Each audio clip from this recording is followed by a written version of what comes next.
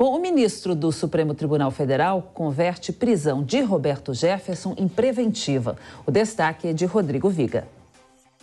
O ex-deputado federal e ex-presidente nacional do PTB, Roberto Jefferson, vai ficar preso por tempo indeterminado.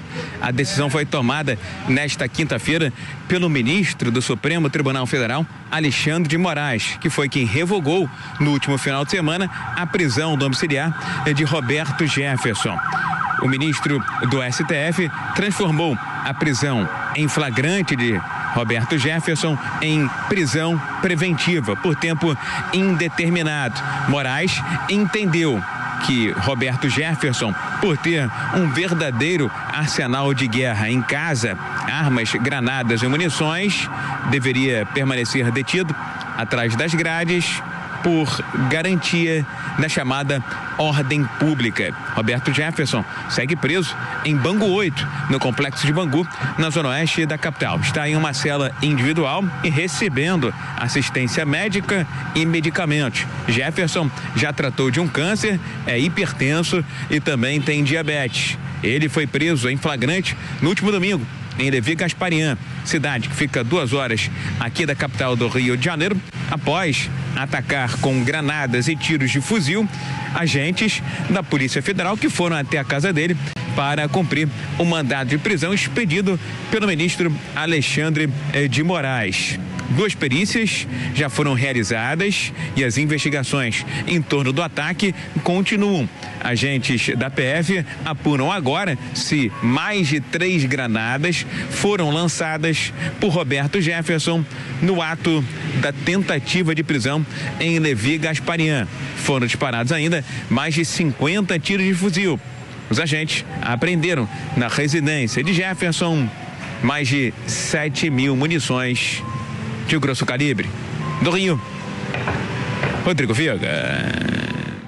Hora certa na PAN, 10h58 agora. A gente volta a falar com o Adriano Cerqueira. Adriano, essa questão aí do Roberto Jefferson foi muito comentada essa semana, né? Bolsonaro tentou descolar sua imagem do ex-deputado. Qual foi a repercussão, qual foi o resultado, na sua opinião, dessa repercussão toda? Acabou prejudicando a campanha de Bolsonaro ou não? Eu avalio que não, porque o Bolsonaro foi muito rápido, né, em rapidamente, né, se desvincular da imagem de Roberto Jefferson.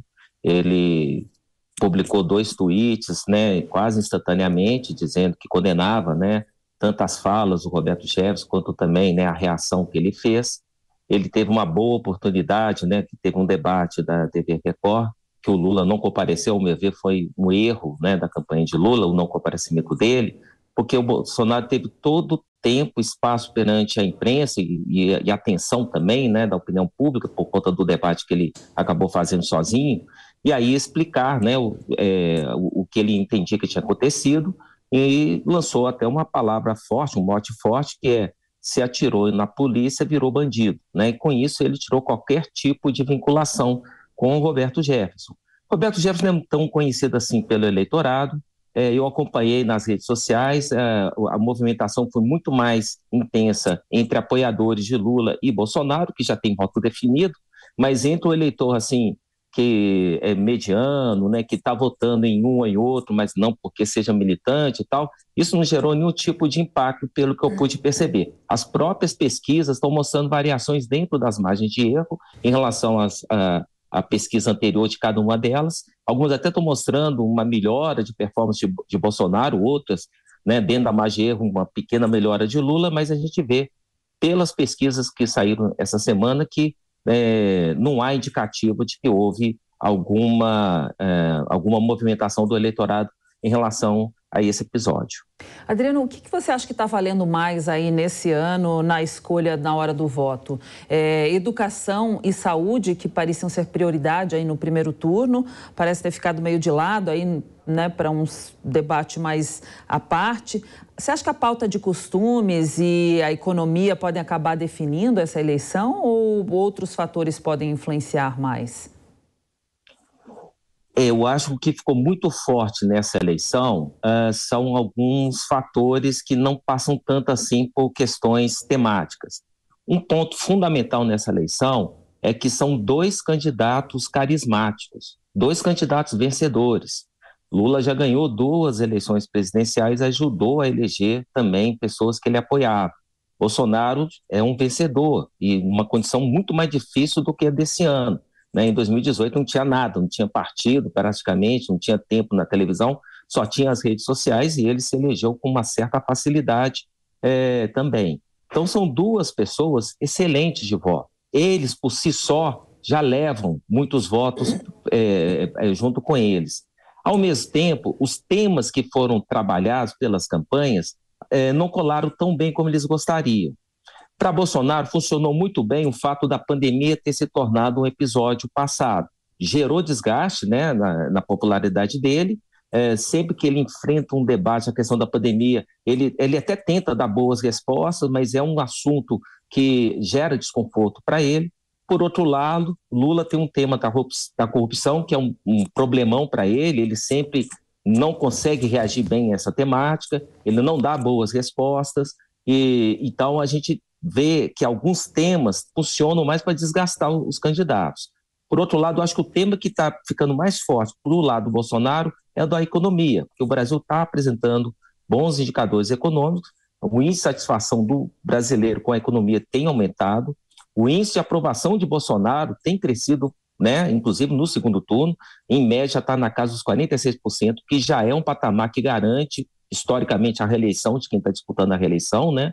Por outro lado, o Lula está tentando trabalhar essa questão de problemas relacionados na questão da carestia, do alimento, a possibilidade de ver alguma revogação de Auxílio Brasil, enfim, ele está tentando focar em alguns temas mais sensíveis na questão econômica junto ao eleitorado. Então, de um modo geral, eu acho que o tema que está pegando é esse. Por outro lado, Bolsonaro, na questão dos costumes, ele se apresenta muito facilmente, né, e é bem recebido e acolhido pelo eleitorado como um candidato cristão, né, religioso. E o Lula tem desvantagem em relação a isso, tanto até que ele intensificou um pouco essa tentativa de se aproximar desse eleitorado mais religioso, principalmente evangélico. Então é por aí que a gente tem visto as movimentações nesse segundo turno, que é um segundo turno muito disputado, principalmente porque são 2 candidatos bons de voto e que tem um histórico vencedor em eleições presidenciais. Em relação aos indecisos, Adriano, eles ainda podem fazer a diferença ou não? Uma pesquisa apontou que 7% aí dos indecisos dizem que ainda podem mudar esse voto. E desses, a grande maioria é evangélico, é jovem e de baixa renda. Como é possível conquistar esse eleitor?